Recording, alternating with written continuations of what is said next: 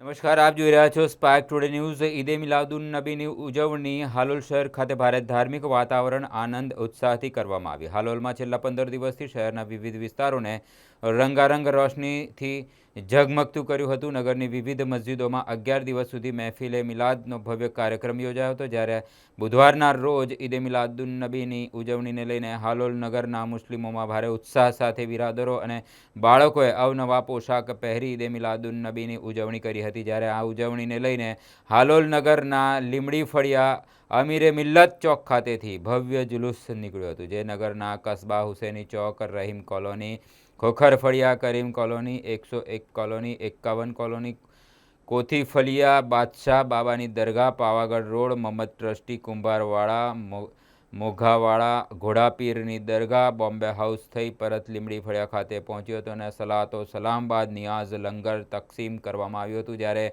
ઈદે મિલાદુન નબીની ભવ્ય ઉજવણીને લઈ નગરમાં ઠેર ઠેર પાણી તેમજ દૂધ, કોલ્ડ્રિંક તેમજ વિવિધ ખાણીપીણીની છબીલો લાગી હતી। આવનારા તમામ લોકોને તેનું વિતરણ કરવામાં આવ્યું હતું, જ્યારે નગરના વિવિધ વિસ્તારોમાં પોલીસનો ચુસ્ત બંદોબસ્ત ગોઠવી દેવામાં આવ્યો હતો।